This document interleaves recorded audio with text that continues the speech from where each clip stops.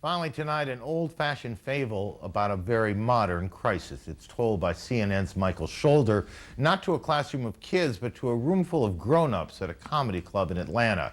In this case, it's the grown-ups who might need the lesson the most. A story about words, and it begins with a story.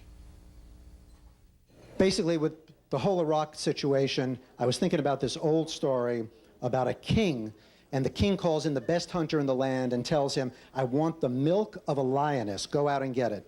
So the hunter goes out, runs really fast, catches the lioness, milks her, gets out alive, bringing the milk back to the palace. An argument erupts among his body parts, and the legs say, we are the most important body part because we caught that lioness for you. And the hands say, no, no, we're the most important body part. We milked the lioness for you. And the ears say, without us, you wouldn't have heard the king's order.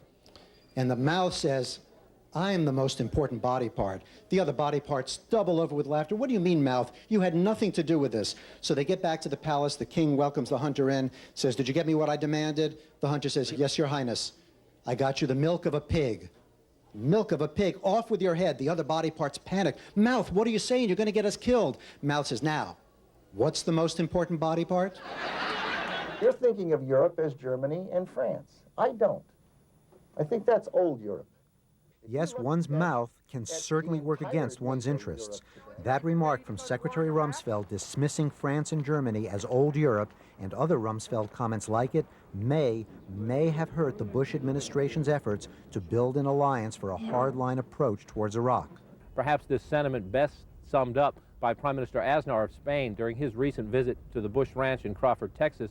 We are told in the private discussions, and Prime Minister Aznar has talked about this publicly, that he turned to the president and said when communicating on this issue, the Europeans would prefer much more Powell, much less Rumsfeld.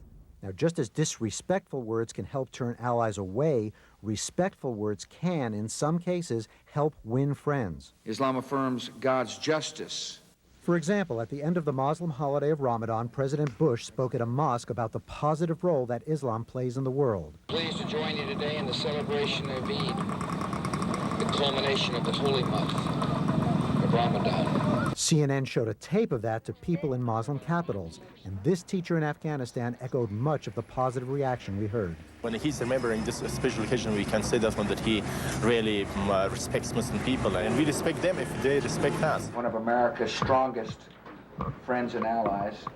In the end, though, words can only go so far in shaping policy. The mouth cannot do it alone. One more note, in the New York Times, a top Russian official is quoted as saying, we are prepared for a compromise, but what kind of compromise can you have if the U.S. doesn't want to hear anybody? If the U.S. doesn't want to hear anybody, maybe the most important body part is the ears.